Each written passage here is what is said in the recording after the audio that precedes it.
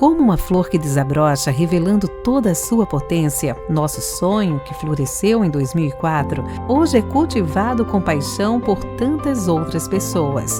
Nossa história é feita de essência, assim como o tempo que passa, mas deixa sua marca em cada momento. Os cheiros se misturam às emoções e tornam experiências de vida inesquecíveis. Nesses 20 anos, unindo arte perfumística, tecnologia e inovação para a criação de fragrâncias que inspiram, ousamos todos os dias imaginar possibilidades para oxigenar a vida e os sentidos, porque não há prazer, aura ou memória sem perfume. É um prazer estarmos novamente reunidos em prol da educação de qualidade para o setor de HPPC.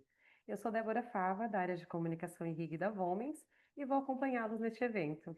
Este webinar tem duração estimada de 1 hora, com um momento para perguntas e respostas ao final da apresentação.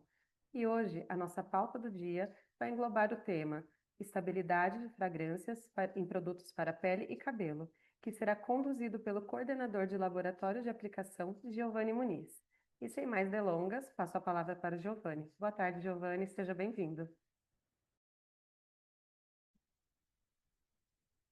Boa tarde, Débora. Boa tarde a todos. É um prazer estar em nome da Volmens em mais esse webinar e agradeço a oportunidade da ABC por essa parceria tão benéfica durante todo o ano de 2025. Então, começando o nosso webinar, eu sou o Giovanni, sou químico e com especialização em desenvolvimento de produtos. Tenho 8 anos de atuação em empresas de aromas e fragrâncias e hoje estou sob a coordenação do Laboratório de Aplicação e Estabilidade na Volmens. Falando então do nosso tema, estabilidade de fragrância em produtos para cabelo e pele, vamos primeiro falar o que é uma fragrância, né? A gente tem toda aquela parte lúdica que os perfumistas sempre acabam falando, que é uma mistura de sensações, de insights, de inspirações, só que não podemos esquecer que as fragrâncias, elas são, né, ingredientes químicos. E esses ingredientes, eles podem interagir entre si, interagir com a base, interagir com a embalagem, e é o nosso papel como desenvolvedor de predizer se esse produto ele vai ter uma estabilidade, né? Se essa fragrância aplicada nesse produto vai ter uma estabilidade adequada. Por quê? Porque isso pode determinar a, o sucesso desse produto, né? Então, eu sempre digo que o que vai garantir o sucesso de um produto não é a primeira venda, e sim a recompra dele. Então, nós temos que fornecer fragrâncias que sejam estáveis e que perdurem durante todo o teste, né? Durante todo o tempo de vida útil desse produto. Então, antes de formular a fragrância, tem alguns fatores que a gente tem que se atentar, né, durante o desenvolvimento desse projeto. Então, todos aqueles que desejam que a casa de fragrância desenvolva um projeto, tem alguns passos a passo, assim, que a gente tem que indicar para a casa de fragrância para que a fragrância seja desenvolvida exclusivamente para aquele produto a ser perfumado. Então, entender quais tipos de ingredientes ativos que esse produto pode conter, porque às vezes a fragrância pode sim interagir com esses ingredientes ativos, qual tipo de embalagem para a gente poder predizer se vai ter algum tipo de interação entre fragrância e a embalagem, a forma do produto, qual é a cor, se o produto tiver cor, né? E se eu utilizar de corantes, quais são os meios de proteção que eu vou utilizar para que as alterações que possam acontecer não aconteçam. Ah, tá compartilhando. Perdão, perdão.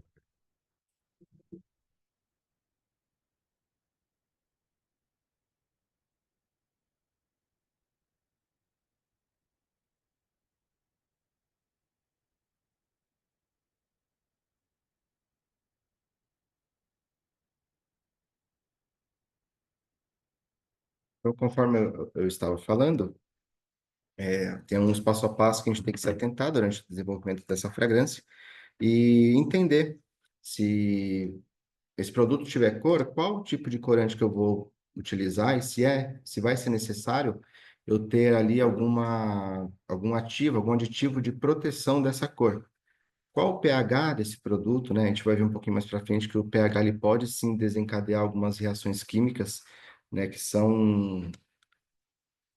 gente tem que levar em consideração que pode acontecer alguma mudança olfativa ou de cor.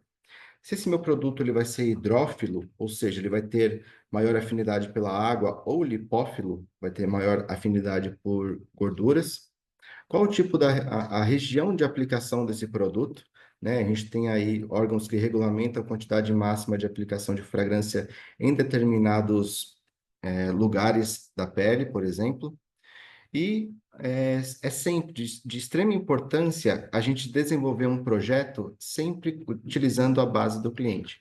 Porque a Volmes tem, claro, um catálogo de bases padrão de aplicação que a gente consegue desenvolver todos os testes preliminares de escolha de fragrância. Porém, a estabilidade, ela deve ser feita na base final do cliente. Por quê? Porque é o cenário mais fidedigno ao que essa fragrância vai ser submetida durante todo o período de validade dele. Então, realizar um estudo de estabilidade adequado durante o processo do desenvolvimento é crucial. Então, nós podemos definir as fragrâncias como uma mistura complexa de óleos essenciais e compostos aromáticos, podendo ser, claro, naturais ou sintéticos, e quimicamente, é uma mistura de ingredientes que podem ter todas as funções orgânicas, sendo ésteres, cetonas, aldeídos, acetais, hidrocarbonetos, podendo ter só uma função, podendo ter todas as funções numa mesma fragrância. E a média aí de ingredientes de fragrância pode ser de 20, uma fórmula curtinha, até 100, 200 ingredientes. Entrando um pouco, então, em performance olfativa, eu vou entrar em três pontos que são de extrema importância quando nós estamos desenvolvendo uma fragrância, que é a volatilidade, a intensidade e a solubilidade. A volatilidade está muito relacionada à pressão de vapor dos componentes. O que é a pressão de vapor? Quanto de energia eu preciso ter sobre o meu material para que ele comece a desprender vapores que são percebidos. Então, eu tenho dois números, a própria pressão de vapor e o ponto de ebulição, que vai me dar o norte de qual que é o comportamento desse ingrediente. E essa divisão, que é muito conhecida na perfumaria entre topo, corpo e fundo, né, que é a famosa pirâmide olfativa, ela está, sim, totalmente direcionada, totalmente ligada com esses conceitos de fisicoquímicos de pressão de vapor e volatilidade. Aqui eu trago um exemplo, né, de duas moléculas da perfumaria. Uma é o limoneno, outra é o cervolide. Então, nós temos ali, visualmente, dois tamanhos de molécula. A gente vê que o cervolide, ele é uma molécula muito maior, né, tem muito mais carbonos, uma molécula muito mais extensa em relação ao limoneno. Então, por exemplo, o cervolide, a massa molecular dele é 254. O limoneno, 136. Olha o ponto de ebulição. Do cervolide é acima de 300 graus Celsius. Já do limoneno, 178. E a pressão de vapor do cervolide, 0,15. Né? E o limoneno, 1,40. O que quer dizer isso? Quer dizer que, como eu tenho uma pressão de vapor baixa para o cervolide, vou até colocar o pointer aqui. Como eu tenho uma pressão de vapor baixa para o cervolide, significa o quê? Que eu preciso de muita energia para eu poder sentir esse material se desprendendo de uma fragrância. Diferente do limoneno. Eu preciso de menos energia para com que essa molécula se desprenda e seja percebida numa fragrância. Então, o limoneno ele se enquadraria ali como uma nota de topo e o cervolide como uma nota de fundo. Aqui dá para exemplificar bem toda essa fala. Temos as famílias olfativas e pintado aqui nessa pirâmide temos qual que é a proporção de saída, corpo e fundo que essas famílias possam ter. Então, ó, a cítrica, ela tem praticamente saída e um pouquinho ali pega um pouco de corpo, mas você não vê mais nada nas notas de fundo.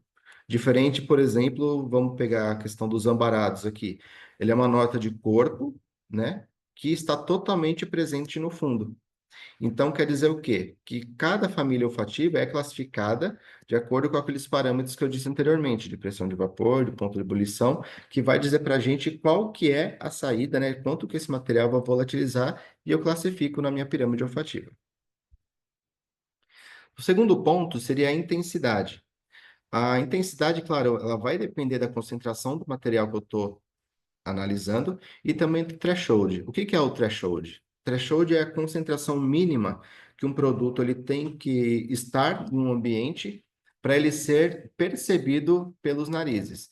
Então, por exemplo, se eu tenho aquele exemplo anterior ali do Cervolide e do limoneno, se eu tenho uma molécula extremamente pesada, grande, difícil de volatilizar, eu preciso que ela se difunda muito no ambiente para eu poder conseguir percebê-la olfativamente, diferente do limoneno. Poucas moléculas dele já conseguem preencher aquele ambiente. Então, quer dizer o quê? O valor de threshold, quanto menor a concentração da minha matéria-prima, menor é o threshold, ou seja, eu preciso de menos moléculas para preencher esse ambiente e fazer com que essa molécula seja percebida pelos meus narizes. Entrando então no terceiro ponto, que seria a solubilidade, ela é totalmente relacionada com o coeficiente de partição, né? O famoso log-P, que as casas de fragrâncias falam bastante. O que que é esse log-P? É o coeficiente de partição octanol-água. Ele vai dizer para a gente o quê? Qual que é a afinidade dessa minha fragrância, desses meus componentes de fragrância, com a água e com o óleo. Então, ela é uma escala logarítmica que nos diz o quê? Quanto maior for o log P, maior a afinidade desse meu material com o óleo. E quanto menor for o log P, maior a afinidade desse meu material com a água. E a escala ela começa ali entre zero, mais ou menos, e vai crescendo. E para cada unidade de log-P que eu subo o meu valor, o item ele é 10 vezes menos solúvel em água, tá? Em média. Então temos por convenção que o log-P menor que 1, os materiais eles são solúveis em água. Log-P de 1 a 2, os materiais são pouco solúveis em água. Mas claro, se tiver uma pequena concentração numa fragrância em uma base que vai ter, né, uma quantidade considerável de água, eu não vou ter problema. E acima disso, acima de 3, os materiais são totalmente insolúveis em água. Aqui temos então uma tabela que exemplifica tudo isso que eu falei, né? A quantidade, o percentual de solubilização em água de acordo com o tipo de log-P, com o número de log-P. Então, ó, nos log-Ps negativos, né, temos aí o clássico exemplo do DPG, ele é totalmente miscível em água. Eu consigo colocar ali uma grande quantidade, fazer uma solução a 50% de um DPG, por exemplo, e vai ser miscível. Diferente de uma matéria-prima aqui com um log P na casa de 2,5, eu vou conseguir solubilizar um percentual de apenas 0,1%. Então, conforme eu subo essa escala, eu diminuo a minha solubilidade em água.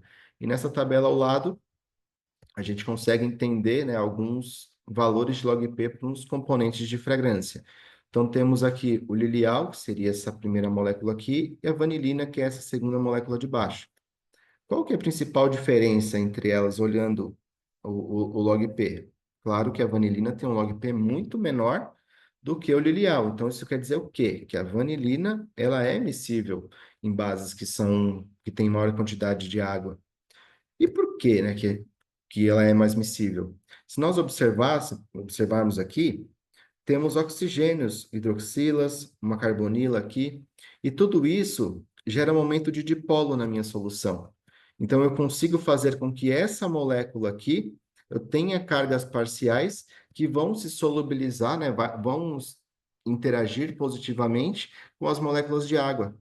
Então, é justamente por isso. Diferente aqui do lilial. Eu não tenho esses oxigênios com pares de elétrons disponíveis como eu tenho na vanilina. Então, é uma molécula totalmente polar. Entrando na estabilidade olfativa, vamos falar um pouco da interação com a base, né? Nem tudo é culpa da fragrância, essa frase é ótima. A base também fala. Por quê? Geralmente, nós temos ali aquela produção de um produto, vamos falar de um shampoo. E o último item que entra na minha formulação é a fragrância. Depois que eu formulei tudo, coloquei a fragrância, o meu shampoo tem alguma instabilidade. Poxa vida, eu vou ligar para a Volmes e falar, meu, essa fragrância não está adequada, né? Eu vou dizer que essa fragrância não está bem desenvolvida. Pode ser? Pode ser. Mas você já olhou para a base? Será que essa base ela está realmente estruturada para receber essa carga de fragrância que você está colocando? Então, tem alguns cuidados que nós temos que ter, né? Por exemplo, óleos emolientes graxosos, né? Umas cargas oleosas, geralmente em emulsão, eles são passíveis de oxidação, né? E fica aquele cheiro rançoso.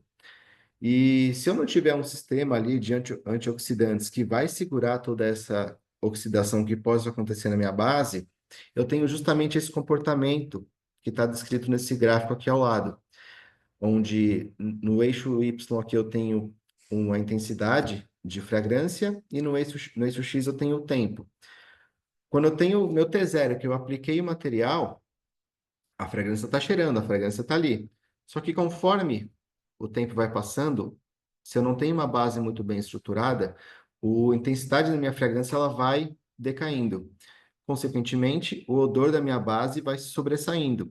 E justamente nesse ponto onde a fragrância começa a perder olfativamente para o cheiro da base, é que a gente tem uma instabilidade. Ou seja, a minha base não, a minha fragrância não está conseguindo é, fazer com que a minha base fique totalmente neutra e eu consiga perceber apenas a fragrância. Então, eu tenho que olhar para a base e entender se eu estou com um sistema de antioxidantes adequado, se eu estou com sistemas de conservação adequado, para poder entender da onde que eu estou tendo esse ganho olfativo na base e a fragrância está perdendo efetividade.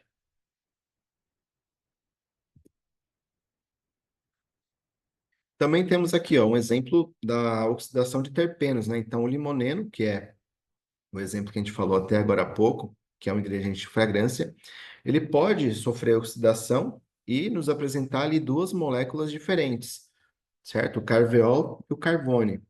E o que que vai me dar essa seletividade? Qual que vai ser o caminho reacional que eu vou seguir, que vai de um limoneno para um carveol, ou que vai de um limoneno para um carvone?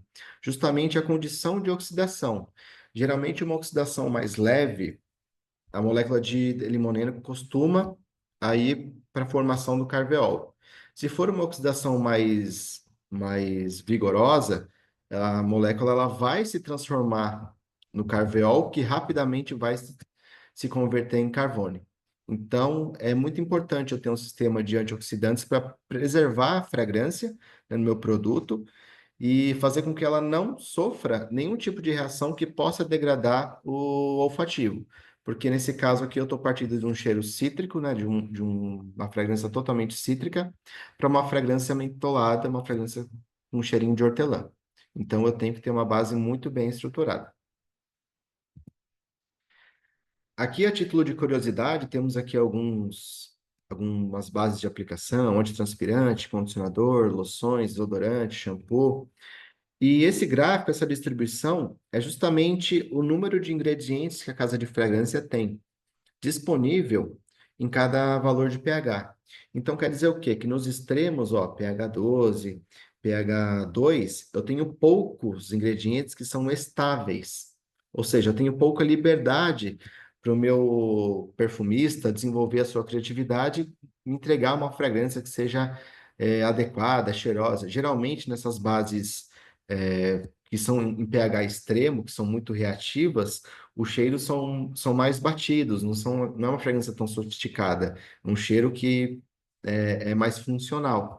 Diferente de um perfume, uma colônia, um creme, um shampoo, que ele está nesse intermediário aqui estável. Então, eu tenho muita liberdade e um catálogo imenso de matérias-primas que o perfumista pode desenvolver junto do avaliador e nos dar fragrâncias totalmente complexas. Continuando no pH, então, o pH neutro nos dá uma fragrância estável no meu produto. E o pH ácido, ele pode causar a hidrólise dos ésteres. Então, aqui tem um exemplo do acetato de benzila, que num pH ácido, né, ele vai se converter no álcool benzílico e no ácido acético, né? Isso aqui é muito percebido por esse cheiro do ácido acético, né, do vinagre, esse cheiro avinagrado, esse cheiro acético.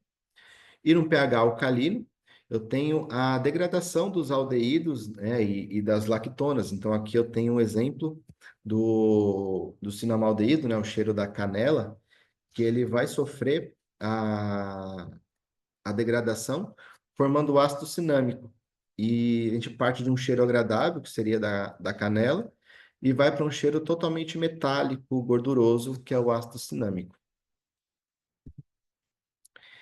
Entrando em estabilidade de aspecto, é muito importante a gente entender o problema antes de solicitar retrabalhos. Por quê?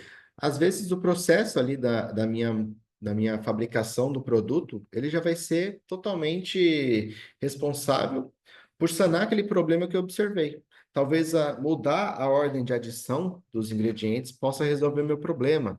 Será que se eu solubilizar a fragrância num solubilizante antes, ou em alguns tensoativos da minha base, ela não pode me ajudar no problema de turbidez que eu estou observando? Sim, é uma saída. Então, antes de solicitar retrabalho, vamos entender qual que é o problema, né? Porque a gente pode resolver sem abrir para a casa de fragrância gerar retrabalho. E um ponto importante de falar sobre retrabalho é que é muito difícil nós retrabalharmos sem alterar o olfativo, porque um retrabalho nada mais é do que encontrar qual ingrediente ou grupo de ingredientes que estão causando um problema de instabilidade na minha base e fazer a retirada ou a diminuição deles. E falando de fragrância, quando eu diminuo ingredientes, eu tenho ali uma diferença olfativa. Então, ó, alteração de coloração. Será que o filtro que eu estou utilizando na minha formulação, ele está sendo eficiente? Será que o comprimento de onda que o filtro ele consegue absorver é realmente o comprimento de onda que eu estou incidindo sobre a minha amostra e está causando essa alteração? Estabilidade do corante, a gente vai ver um pouquinho mais para frente um exemplo que se eu não tiver um ambiente totalmente estável na minha fragrância, na minha aplicação, a fragrância pode causar radicais livres que vão degradar os corantes, e aí mudou de cor. A presença de ingredientes que mudam de cor em pH, temos aí o clássico exemplo da vanilina. Vanilina é o clássico exemplo da perfumaria, por quê? Sempre que estiver em um produto, ela vai mudar de cor. Ponto final. Não existe um cheiro doce com vanilina que vá ter uma estabilidade de cor que seja branquinho, bonitinho e não vai ter nenhuma mudança. Não, vai ter. E cabe a gente fazer o quê? Entender qual que é o ambiente onde essa vanilina vai mudar menos. Então, eu consigo trabalhar num pH um pouco mais ácido e fazer com que essa degradação da vanilina, que vai mudar de cor, seja mais demorada e eu consigo segurar mais a estabilidade do meu produto. Temos também as bases de Schiff, que a gente vai ver um pouquinho mais para frente o exemplo da reação, que também está ligada com a vanilina e quando você tem a interação da vanilina com alguma matéria-prima que tem uma amina primária. Então, aquele parzinho de elétrons da amina consegue interagir com a vanilina formando um composto colorido. Formação de cromóforos, ou seja, quando o ingrediente da fragrância ele consegue complexar alguns metais que possam estar dissolvidos na minha água e vai me formar ali um ingrediente colorido que vai me dar uma instabilidade de aspecto. E também solubilidade e turvação, né? Isso é muito importante frisar bem que não existem fragrâncias hidrossolúveis. Existem, claro, fragrâncias que são mais adequadas aos produtos com maior percentual de água, mas hidrossolúvel não. Eles são sempre mistura de ingredientes orgânicos que vai estar adicionado algum solubilizante, alguma matéria-prima que vai nos ajudar a solubilizar essa fragrância numa base que seja mais hidrofílica. Então, aqui é o exemplo de oxidação, né? A exposição de oxigênio com alta temperatura pode deteriorar a fragrância e a presença de metais, né? No caso aqui, exemplo, ferro e cobre, pode catalisar essa reação. Então, se eu utilizar um antioxidante que vai blindar o meu produto, né, desse oxigênio reativo que pode oxidar, junto de um agente quelante que vai ali quelar todos os meus metais que estão dissolvidos na água que eu estou utilizando, eu já tenho aí uma minimização dos problemas de mudança de cor provenientes de oxidação. Aqui na fotinha eu tenho um exemplo de um shampoo transparente que em uma semana a 45 graus já ficava totalmente amarelo. Então a gente teve que retrabalhar, teve que dar um passinho para trás e entender se era um problema efetivo da fragrância ou se, utilizando de meios na própria base, eu consigo minimizar esses problemas de estabilidade. Como eu falei anteriormente, aqui está a reação de base Schiff, que acontece justamente na vanila. Então, o meu antranilato de metila, que é uma outra matéria-prima de fragrâncias, ele ataca essa carbonila formando esse ingrediente que é classificado como base Schiff. Então, eu parto de dois ingredientes que são transparentes, que me dá um produto extremamente amarelado. Então, muitas das vezes, a própria fragrância, ela tem em si ingredientes que conseguem reagir entre si e formar um produto com uma coloração que não vai ser desejada. Eu costumo dar sempre esse exemplo que se você vai trabalhar com uma fragrância gourmand, uma fragrância mais docinha, vamos olhar para o lado de colocar um corante, porque às vezes o corante ele vai mascarar essa alteração que a minha base, que é a minha aplicação dessa fragrância com esses ingredientes vai ter. Então, se eu trabalhar com um sisteminha de corantes estável, fazer ali todo o teste de estabilidade e validar que a cor está ok, eu não preciso me preocupar com a alteração que a vanilina vai ter junto do antranilato de metilo, porque o corante ele já vai mascarar todas essas possíveis alterações de cor. Aqui falando um pouco de viscosidade. Então, um exemplo aqui da foto é um condicionador. Então, se eu dosar uma quantidade grande de fragrância, eu desestruturo a minha micela formada ali no meu condicionador. Por quê? As moléculas da fragrância, conforme esse desenho aqui, elas começam a competir com as micelas, né? E o que dá a estrutura para uma base em emulsão é justamente a micela. Então, a base ela começa a quebrar. Por quê? Porque está acontecendo essa competição dos ingredientes da fragrância com o meu sistema micelar da minha base. Aqui falando então da coloração, ó, o clássico exemplo da vanilina. Então, um sabonete, né, num pH ali acima de 10, eu vou ter justamente esse aspecto. E essa cor viva aqui, marrom intensa, ela não tá com corante. Ela tá assim, só com a vanilina. E conseguiu dar essa alteração nessa intensidade. Então, você vê que se eu tiver um sabonete que vai ser aquele cheiro doce de chocolate, será que não vale a pena eu ter esse sabonete marrom que vai conversar com o meu odor? Porque branquinho vai ser muito difícil, muito desafiador a gente conseguir uma fragrância que seja estável nessas condições. Aqui também, abaixo, eu tenho o exemplo do maltol, né? Que ele pode ele ser um agente complexante em ferro, formando essa estrutura, essa macroestrutura aqui, que ele vai de uma solução extremamente incolor para uma solução extremamente avermelhada, justamente por conta dessa formação desse cromóforo aqui, complexado pelo maltol. Aqui um exemplo de colônia. Dá uma olhada, conforme eu vou subindo o meu pH, 8,5, 7,8 aqui, eu tenho um produto totalmente escuro. E conforme eu desço, eu tenho um aspecto muito mais amigável, uma fragrância muito mais, uma alteração de cor, uma cor muito mais estável, né? Um amarelinho claro, não é tão intenso quanto no pH mais alcalino. E aqui é o que eu falei anteriormente acerca dos protetores de cor.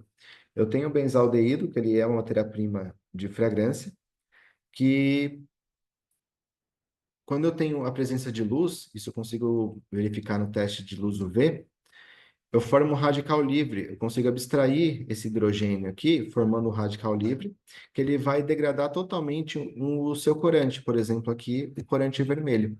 Então, o que antes era vermelhinho, tinha uma coloração adequada, perdeu totalmente a cor. Por quê? Porque eu não estruturei o meu produto adequadamente com antioxidantes, com protetores de cor, para que não formassem esses radicais livres, e isso venha interagir com o meu corante. Então, é muito importante a gente entender qual que é o meu problema, para entender se o filtro que eu estou utilizando é adequado, se o antioxidante que eu estou utilizando ele é o adequado, se a faixa de pH que eu estou no meu produto, ela também é adequada.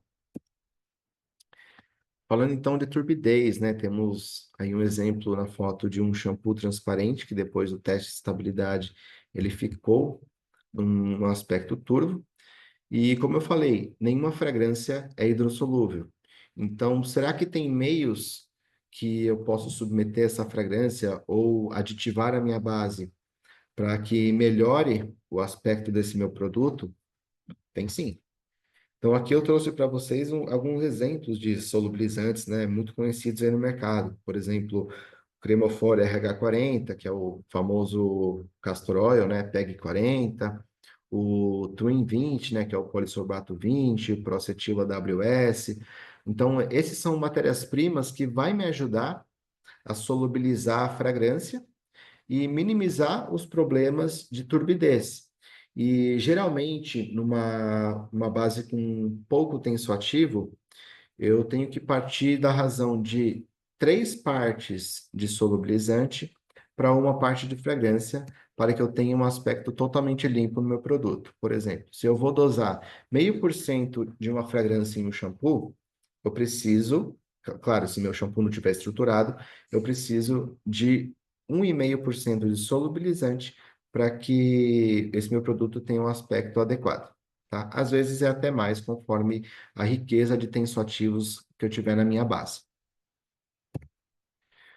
Passando um pouco sobre estudo de estabilidade, o que é o estudo de estabilidade? Ele é o estudo que vai nos fornecer informações sobre como esse produto ele vai se comportar durante todo o prazo de validade dele. E ela é relativa, porque ela vai variar ao longo do tempo e vai ser influenciada totalmente por fatores que podem acelerar ou retardar os parâmetros de aceitação. Então, as modificações que eu vou observar durante o teste de estabilidade, elas têm que passar por um crivo de notas de parâmetros que esteja aceitável, porque é muito difícil a gente ter um produto que durante os 3 meses a 45 graus, por exemplo, ele vai se manter totalmente estável e igual à minha referência. É muito difícil. Então, eu tenho que predizer quais são os limites. Ó, até aqui, meu produto, ele teve uma modificação, mas ele está aceitável, essa modificação é aceitável. Então, ali vai ser o seu critério de aprovação. E cada componente, seja ele ativo ou não, pode impactar na estabilidade do produto.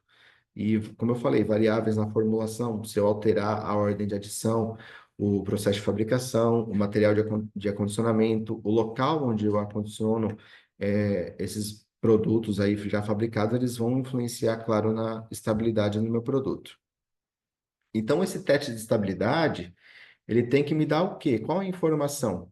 Ele tem que me fornecer uma visão de como esse meu produto ele vai se comportar durante o tempo de prateleira. Claro, eu não tenho 2 anos para deixar um produto exposto numa bancada, exposto ali na minha prateleira para poder fazer avaliações semanais. Então, a gente utiliza de ferramentas que vai acelerar essa degradação, né, desse produto, que vai ajudar a gente a entender se esse produto ele está indo para um caminho de aprovação ou de reprovação. E a gente tem que tomar um cuidado para que as condições de estabilidade que nós estamos submetendo o nosso produto não sejam extremas, a ponto que o nosso produto acabe sofrendo uma degradação. E aí, aquela alteração que eu estou observando não condiz com a realidade, porque eu já estou degradando a minha amostra. Não é um envelhecimento controlado, que é que o teste de estabilidade nos fornece. E quais são as condições, né, de armazenagem do meu produto? Para estabilidade, geralmente em temperatura elevada, nós utilizamos a temperatura ambiente, 37 graus, 40, 45, 50 graus, em alguns casos eu já cheguei a ver até 60 graus. E em temperatura baixa, 4 graus, menos 5, menos 10. Aqui na Volmes, nós trabalhamos muito com a temperatura de 4 graus, sendo a minha referência olfativa, no caso de estabilidade, e a temperatura de 45 graus sendo a minha referência para simular o envelhecimento do produto.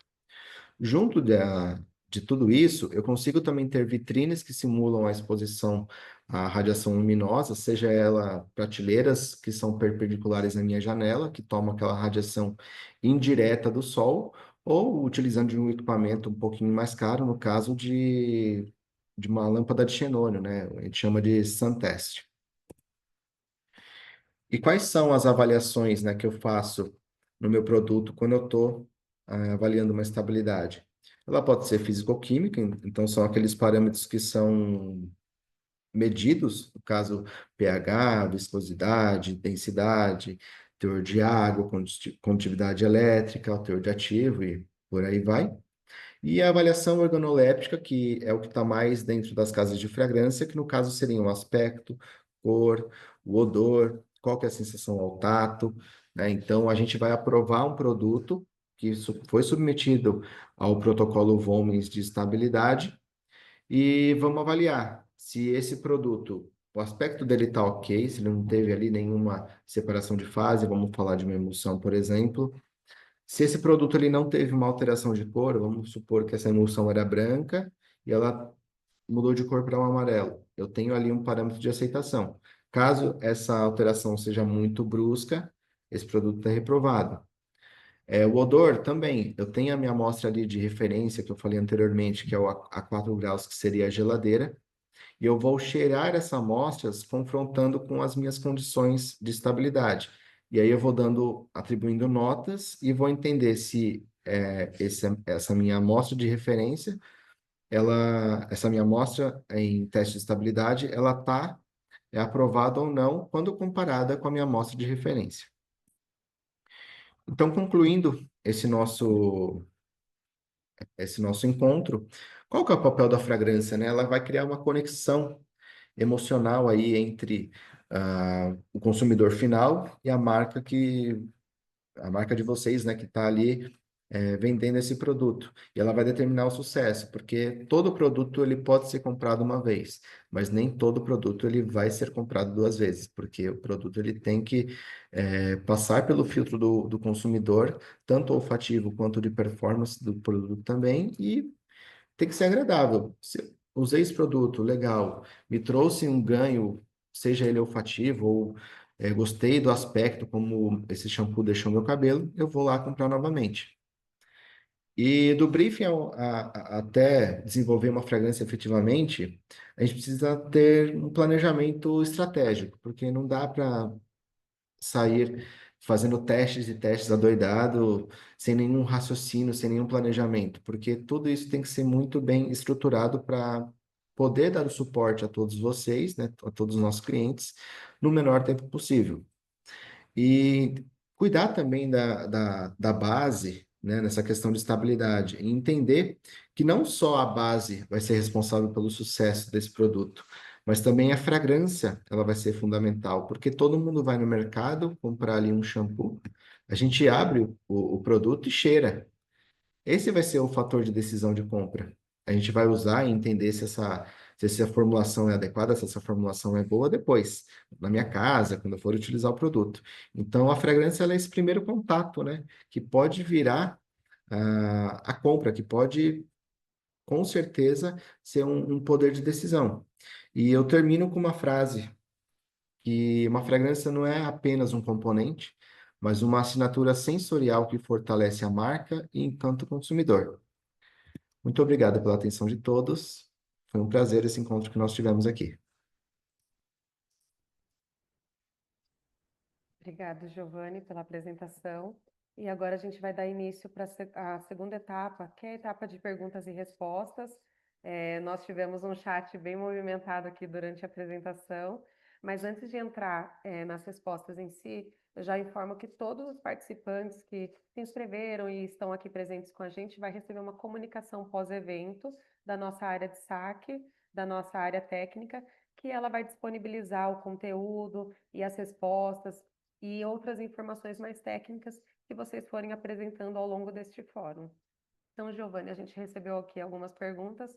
Eu vou abrir aqui para você fazer as, as tratativas necessárias, tá bom? A primeira é do Márcio Menezes.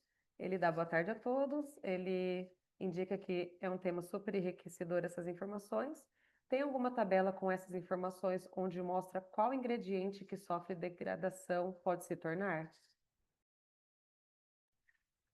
Não tem uma tabela, Débora, porque depende muito de qual base eu estou aplicando. Então, eu costumo muito dizer, nós temos as bases da Volmens, que são desenvolvidas aqui, são passadas, são submetidas ao teste de estabilidade, porém ela não condiz com a sua realidade. Por mais que você utilize a minha formulação, o local onde você vai comprar seus insumos, seus ingredientes, é diferente de onde eu comprei. Então, eu não consigo dizer nem para uma mesma formulação, formulada em dois diferentes locais, se esses ingredientes vão permanecer estáveis. Então, é sempre importante você realizar o teste de estabilidade e sempre documentar para criar esse histórico, do seu produto ali, dos seus desenvolvimentos. Temos Temos mais mais uma uma aqui, aqui. Giovanni. Em Em relação relação ao ao álcool álcool para para base base de de perfumes, perfumes, existe existe alguma alguma especificação especificação ou ou tipo tipo mais mais adequado? adequado? Tanto Tanto faz faz altíetílico altíetílico ou ou de de cereais? cereais? Tanto faz o álcool, seja ele de cana ou de cereais, acho que essa é a colocação mais lógica, porque a gente tinha muito preconceito antigamente com álcool proveniente da cana, porque ele tem realmente um cheiro mais pontudo, você pega um álcool um pouco mais grosseiro, vamos falar assim. Porém, em contato com algumas empresas que são do ramo de, de destilação de álcool, eles estão investindo pesado no desenvolvimento do álcool de cereais, do álcool de cana, que seja adequado a cosméticos. Então, a gente está no Brasil, a terra do etanol. Então, para a gente é muito mais vantajoso ter ali um álcool de cana de extrema qualidade, né, que é o que essas empresas estão buscando, em detrimento do álcool de cereais que é muito bom, mas ele costuma ser um pouquinho mais caro. Mas não há diferenças em relação a esses dois. Tem, claro, uma pequena diferença olfativa, mas o mercado já está trabalhando arduamente para que o álcool de cana seja difundido e ele seja tão bom quanto o álcool de cereais. Vamos para Vamos para mais mais uma uma aqui. aqui. O que faz o cheiro fixar no cabelo e durar por mais tempo? Lembra que eu falei daquela pirâmide olfativa, onde as famílias olfativas elas costumam volatilizar em momentos diferentes? Cada produto eu vou ter um desenvolvimento diferente para quê? Eu tenho uma percepção em determinados momentos diferentes. Então, se eu tenho um shampoo, esse shampoo ele não precisa durar muito tempo no cabelo. Claro, eu preciso que ele cheire ali durante o uso. Então, a estrutura da pirâmide olfativa vai ser com uma base um pouco mais achatada e com uma nota mais pesada em corpo e no topo. Diferente de um condicionador, que eu posso ter, de uma máscara, de um leave-in, esse cheiro tem que durar no cabelo. E não precisa ter um cheiro tão potente na hora do uso. Então, eu trabalho com uma pirâmide olfativa mais equilibrada, trazendo notas de fundo, notas mais pesadas, que vão me dar essa substantividade, essa duração no cheiro no meu cabelo. Temos mais algumas aqui. Realmente existe a necessidade de macerar o perfume? Por quanto tempo? O perfume, o conceito de maceração é para justamente entender qual matéria-prima possa vir a precipitar e causar uma instabilidade na minha colônia. Só que isso é um assunto que é muito antigo, porque antigamente nós tínhamos diversas matérias-primas de origem natural. E quando a matéria-prima é de origem natural, eu não tenho aquela molécula isolada que eu sei as propriedades dela. Eu tenho ali alguns subprodutos que pode vir junto durante todo o meu processo de extração. Então, a maceração ali era justamente para poder captar essas impurezas, vamos chamar assim, e eu poder separar do meu produto.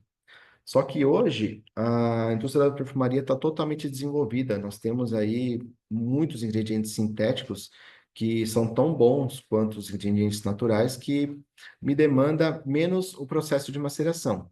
Então, por exemplo, se eu vou produzir a minha colônia e eu vou vender num determinado local, durante o tempo que eu produzi, que eu embalei, que eu transportei e que ficou na prateleira, esse tempo aqui já deu o tempo da maceração. Mas caso você queira fazer um teste, nós recomendamos, faz a aplicação do seu produto, deixa de 24 até 48 horas numa temperatura de 4 a 5 graus. Passou esse tempo, faz a filtração desse perfume e aí sim segue para o envase.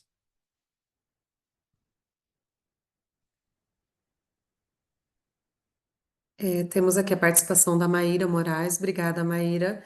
Qual o pH ideal para a vanilina e como minimizar a quebra da emulsão? Primeiro, entrando na parte da emulsão, como que eu minimizo a quebra?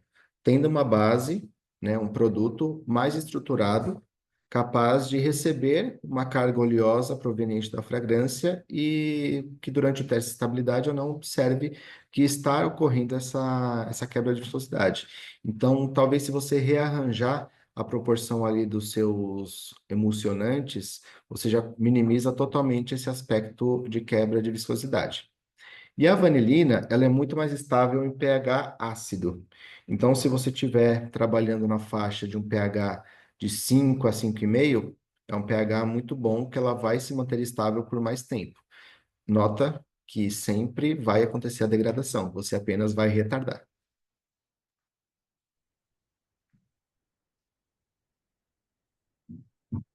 Agora nós temos a participação da Vitória Paula. Gostaria que explicasse novamente sobre não existir fragrância hidrossolúvel. Claro, muito bem, vamos lá. O conceito de hidrossolubilidade é o quão esse material ele vai ser solúvel em água, certo? Se eu tenho matérias-primas que são orgânicas, que são polares, desculpa, apolares, eles não vão ser solúveis em água.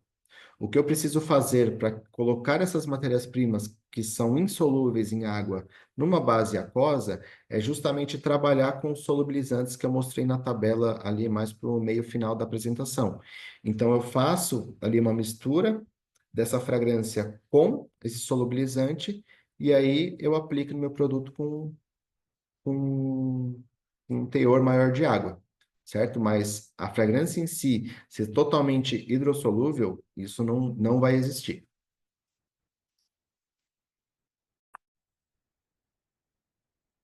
O Gabriel Martins também está participando. Ele mandou mais uma dúvida. Essa mudança de coloração causada pela fragrância pode afetar outros aspectos do produto, como a estabilidade em si, por exemplo? Eu faço um outro paralelo. A mudança de coloração não vai impactar na estabilidade, mas toda mudança de coloração ela vai ser um indicativo de instabilidade.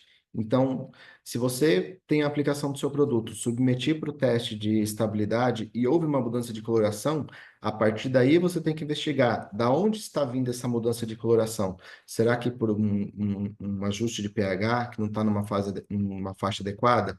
Será que é alguma matéria-prima ativa do meu produto que está reagindo e está formando? Ou será que minha fragrância em si, por si só, está mudando essa cor?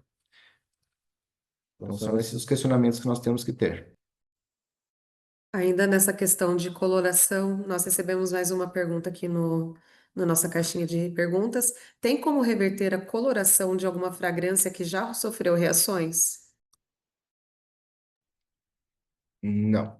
A partir do momento que a fragrância já sofreu uma reação química, ela já teve uma mudança ali estrutural, eu não consigo reverter, tá, no meu produto. Então, sentar, pegar a fragrância de novo, produzir ali mais um teste, submeter novamente estabilidade e entender da onde que teve essa mudança de cor para no seu próximo teste ali de bancada, você poder sanar da onde está vindo essa mudança aí de coloração.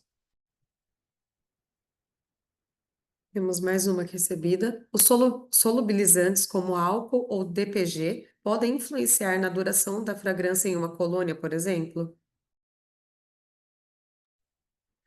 Sim, o álcool comparado com o DPG, ele tem uma volatilização muito maior. Então, se eu fizer uma colônia 80% álcool e 20% DPG, eu vou ter uma saída muito grande porque esse álcool ele vai carregar os ingredientes voláteis da minha fragrância. Agora, se eu tenho uma formulação com 70% álcool, 10% DPG e 20% fragrância, eu vou ter uma diminuição na capacidade desse meu álcool de volatilizar. Consequentemente, a minha fragrância ela vai perder toda essa capacidade alta de volatilização, ela pode sim durar mais na pele, por exemplo, porque você vai estar segurando a volatilização desse material. Agora nós vamos responder a pergunta da Karine Franco. Obrigada, Karine, pela participação. Quantas amostras é ideal para o teste de estabilidade e em qual embalagem utilizar? Muito boa pergunta, Débora. Inclusive, eu deixei o meu mouse sobre essa pergunta porque foi muito boa. E se você não trouxesse, eu ia trazê-la mais para frente. Uma amostra para cada condição de estabilidade que eu vou colocar. Então, se eu vou colocar a geladeira, uma amostra de geladeira em 4 graus, uma amostra em temperatura ambiente, uma amostra a 45, uma amostra a 50, uma amostra a janela, o teste UV, eu tenho que ter uma para cada uma, porque eu vou justamente avaliar a minha amostra de geladeira versus as amostras que eu submeti ao teste de estabilidade. E o melhor ambiente para se colocar esse produto, né, que eu vou submeter à estabilidade, é o vidro. Porém, o vidro é caro. Então, é muito interessante você ter ali a ciência do que você está submetendo à estabilidade do seu produto e entender a natureza do material para entender se o material não vai interagir com o meu produto. A gente utiliza muito o PET. O PET ele é muito estável. Então, ele pode sim ser uma alternativa ao próprio vidro, que seria o melhor dos mundos, para a realização dos meus estudos.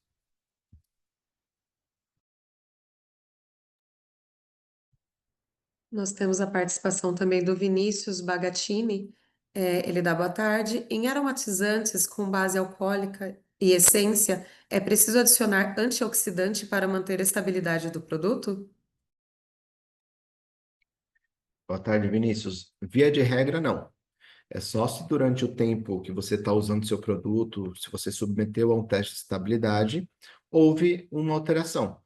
Então, se você viu ali que está tendo uma instabilidade, que está tendo uma mudança de cor, que você está tendo uma mudança olfativa, que seja proveniente de uma reação química, seja ela catalisada por luz ou pela própria fragrância, você utiliza. Caso você não observe isso, não tenha necessidade.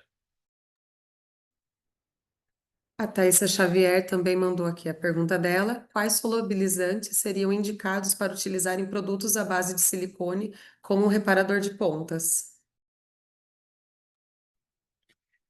Excelente pergunta, Thaisa. Esse caso de silicone, o silicone ele é extremamente apolar. Então, se a gente trabalha com ingrediente de fragrância que está na casa do log-P de 1, 1,5, 2, ele já vai turvar no meu silicone. Então, no caso de silicones, não há hoje um solubilizante que nós podemos utilizar. E sim, durante todo o desenvolvimento da fragrância, você sentar com a casa de fragrância e passar os aspectos técnicos do seu produto para que a gente desenvolva a fragrância especificamente para o silicone.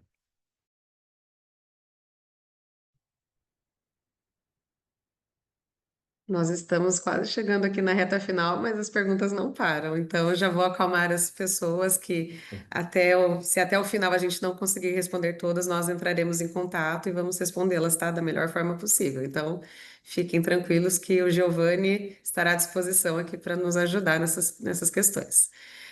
Vamos então aqui para a do Wellington Matoso. Obrigada, Wellington, pela participação.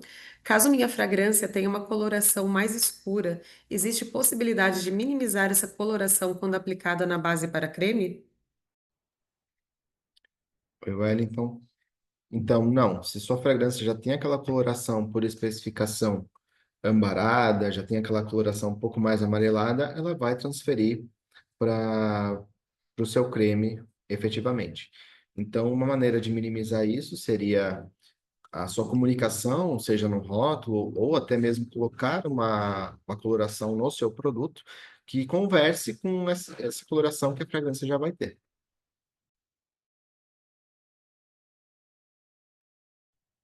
Vamos para mais algumas aqui. O pessoal está elogiando bastante. Giovanni, parabéns. Em caso de colônia ou body splash com cor, a necessidade de filtro UV para a cor do produto? Foi a Andreusa que mandou essa questão.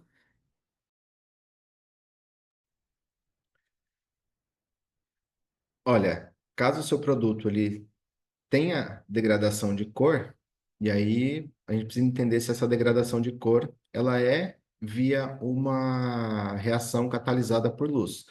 Se for catalisada por luz, aí sim faz muito sentido a gente utilizar um filtro, certo?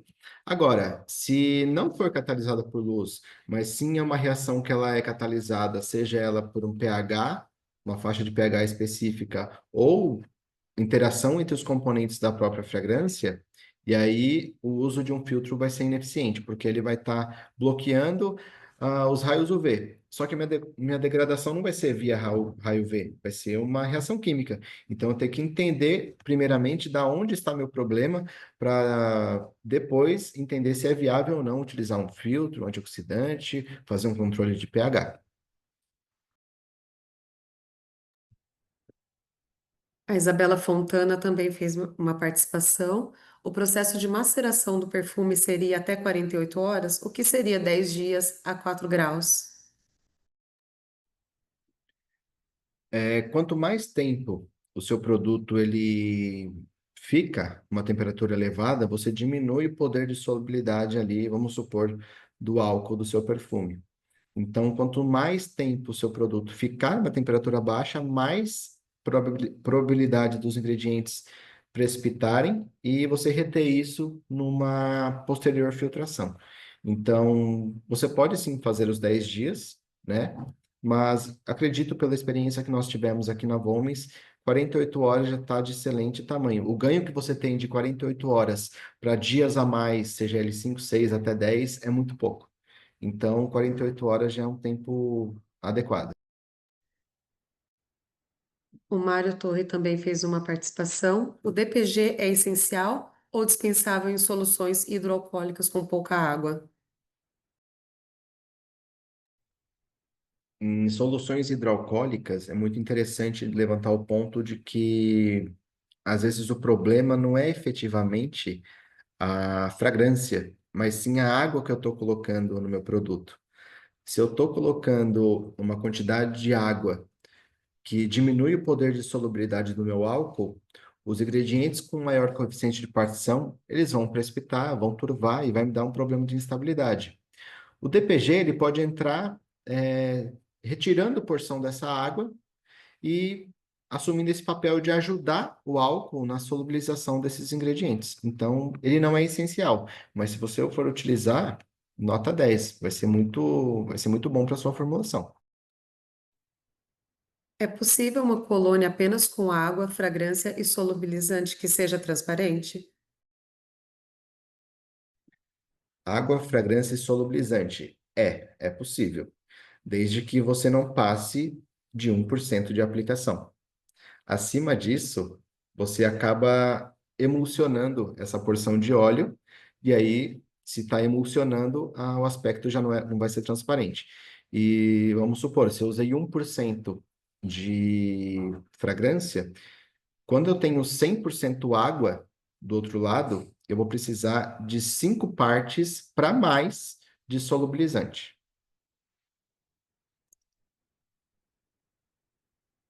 Nós temos aqui mais algumas perguntas. Eu vou escolher duas aqui, Giovanni, para a gente não exceder muito tempo e depois a gente responde as próximas no chat. A nossa área técnica vai entrar em contato.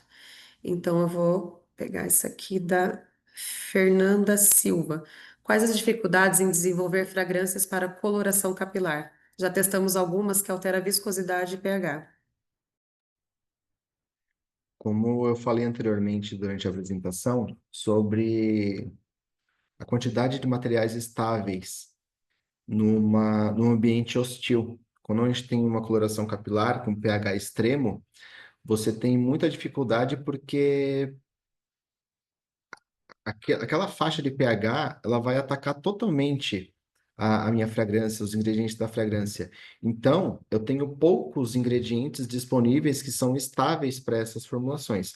Então, o principal desafio que você pontuou é justamente entender se aquele ingrediente, ou aquele grupo, ou aquele racional de ingredientes, sejam eles hidrocarbonetos, ésteres cetonas, por exemplo, vai ser estável durante o meu teste de estabilidade em produtos de coloração capilar. Para encerrar, Giovanni, vamos à última feita pela Natália Pecorari. Boa tarde a todos. Em caso de aplicação de base gelatina capilar, qual seria o procedimento ideal para não quebrar ou turvar a base? Gelatina capilar está muito em alta, né, hoje no mercado, e observando as bases no mercado, são basicamente água, um agente de estrutura, alguns, claro, extratos que vão trazer um benefício para o meu cabelo, e fragrância. Se eu estou numa base 100%, né, ou 90% água, o procedimento ideal é você ter ali uma estrutura de solubilizantes que vão te dar esse ganho de solubilização no meu produto. Um exemplo é o Twin 20, ele funciona muito bem, Twin 80 também funciona bem. O Cremofor 40 também funciona legal, só que um dado muito interessante que pode servir aí de um guia para você fazer alguns testes é começar a fazer blends desses tensoativos, porque a fragrância ela é rica em componentes, cada um vai ter a sua característica. Se eu usar mix de solubilizantes, eu vou ter o solubilizante atuando em determinadas porções da minha fragrância e vai me ajudar na solubilização.